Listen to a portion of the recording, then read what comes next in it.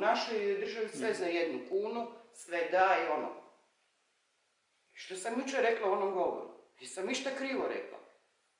Narod i zemlju prepustili su na milost i nemilost crnom kapitalu, koji je uništio sve vrijednosti koje smo imali, a naši branitelji to svojim životima platili. I za koga su sad u hladnom grobu?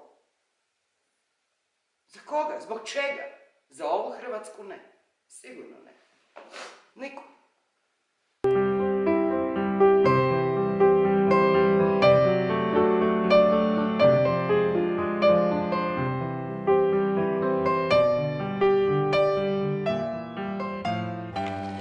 Da su se naši branitelji ponašali kao što se mnogi sve ove godine ponašaju, cijela Hrvatska bila bi ovčara, ali oni su vođeni srcem i zajedničkim ciljem ostvarili pobjedu.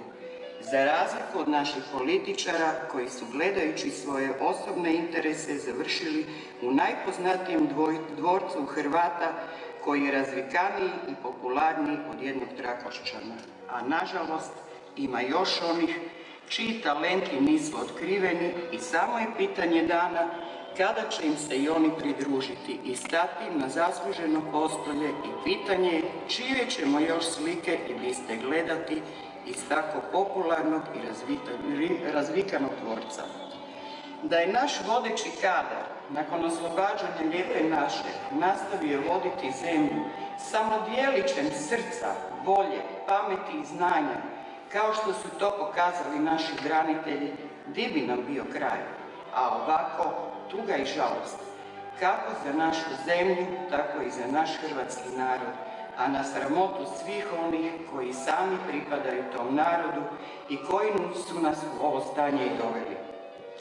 To gdje se dotični sada nalaze i gdje borave nije nam utjeha, jer ni mi sami više ne znamo jesmo li tužni gledajući i posjećujući sve te silne grobove ili smo tužni gledajući na tisuće gladnih, uplakanih i obespravljenih ljudi oko sebe. To je prebolno i prestrašno, pogotovo kad znamo da rat za ovo stanje u zemlji nije kriv, već oni koji su zahvaljujući našim glasovima okusili moć i koji su nam svakodnevno bustajući se u prsa govorili kako sve poduzimaju i rade u našem interesu. Točno, sve su poduzeli kako bi nam sve oduzeli, pa čak i temeljno ljudsko pravo, a to je pravo na rad i na život dostojan čovjeka. Narod i zemlju prepustili su na milost i nemilost crnom kapitalu koji je uništio sve vrijednosti koje smo imali, a koje su naši branitelji svojim životima platili. Uništio je i naše vrijedne radnike i našu prekrasnu zemlju koja je mogla i trebala biti raj na zemlji, a zahvaljujući megalomaniji, kleptomaniji i raznim apetitima pojedinaca i njihovih istomišljenika pretvorena je u čašu gorkih suza koja je hrvatskom narodu ostala u nasljeđe. Nažalost, to je slika Lijepe naše u kojoj su se godinama svjesno i sistematski kršili zakoni i ljudska prava i godinama su pojedinci žmirili i šutili pred zlom pošasti koja je vladala, čuvajući svoje pozicije, a danas još su i nagrađeni statusom pokajnika, oprosnika i radom za opće dobro. Takve kvalifikacije vrijeđaju svih nas, jer kazne nisu primjerene učinjenim djelima, odnosno šteti nesagledivih razmjera, a hrvatski narod nije glup da ne bi znao protumačiti pozadinu izrečenog. Kad sam već kod zakona, moram reći i naglasiti da se naše branitelje i stradalnike Domovinskog rata stalno ušutkava i kažnjava, gurajući im pod nos kojekakve zakone koji bi se oni trebali pridržavati i poštivati ih. Da, zakoni se moraju poštivati, ali ne samo preko naših leđa koja su ionako već savijena od tereta i bremena kojeg su nam naši uglednici priredili.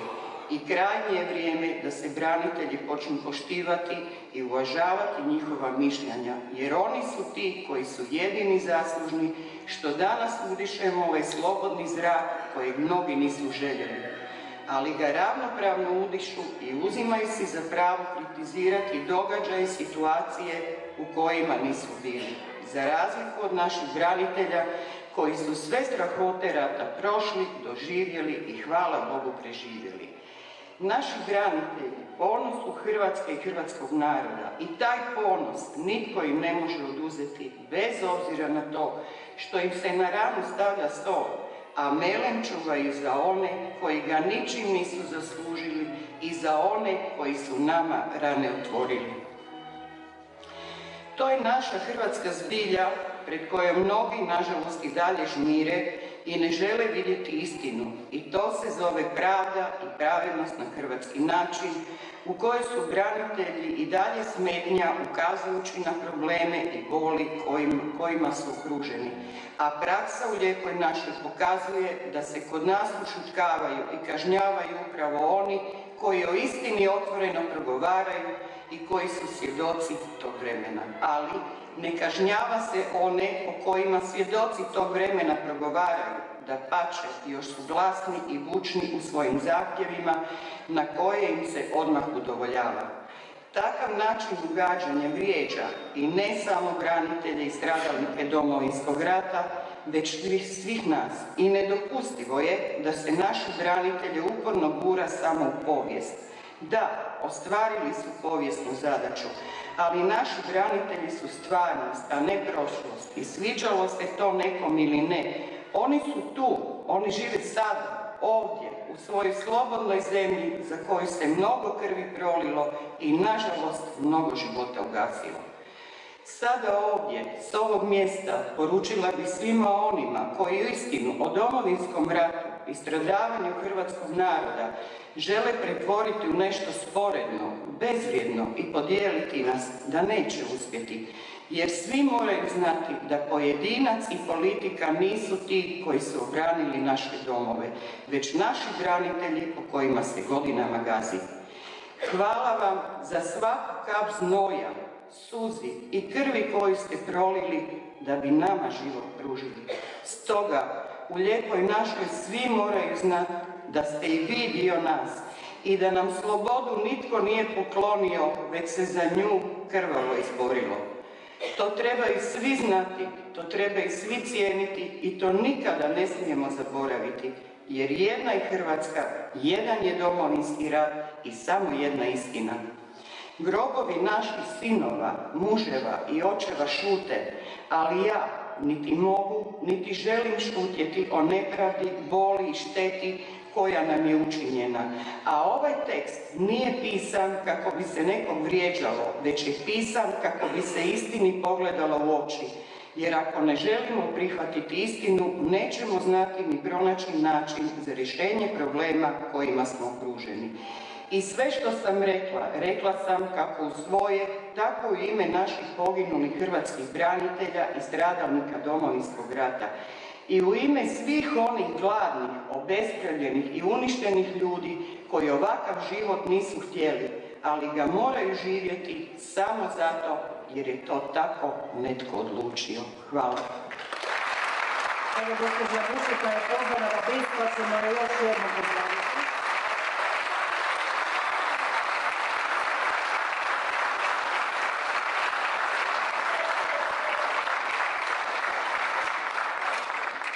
Hrvat se ne prodaje. O tome se radi. Šta su napravili ruglo i od države i od nacije? I to me ne boli. I normalno da me boli, jer pazite, ja sam od 1991. s tim dečkima bila po policiji. I u Rijeci tu skupljala ko zadnji klošar, molila da ko da kutiju cigareta, da moli zašto sam osnovali i Hrvatsku ženu i sve, da budemo jači, da budemo organiziraniji, da možemo kao logistika pomoći. I da ti danas neko po tome pljuva, jer ti si bio budala što si onda išao.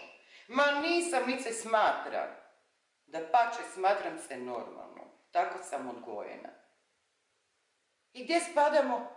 Gdje spadamo? Pa sami se pljuvamo u zrak da nam pada u usta.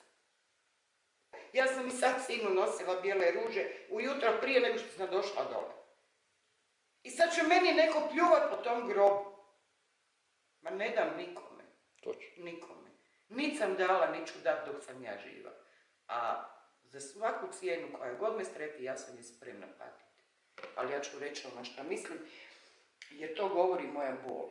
To govori ono, jer ja sam još uvijek osoba koja znam voliti i cijeniti ono što ima svoju vrijednost. I gotovo. To je strašno, da jednostavno se izgubio čovjek. Izgubila se ona srž.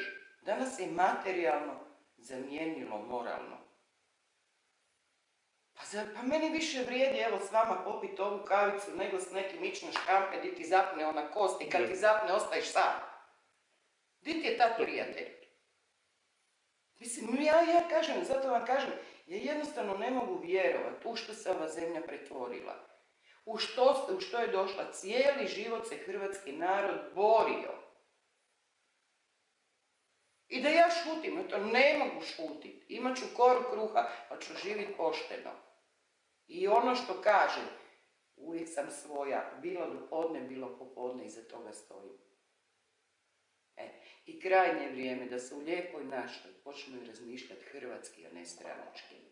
Dok god razmišljamo stranački, bit će nam ovako. A kažem vam, ispada, onda su bili naši branitelji budale, a danas smo još veće budale. Znači, jedino smo mi budale. A svi oni profiteri oko nas su najpametniji. Ispada da i jesu. Ispada da i jesu.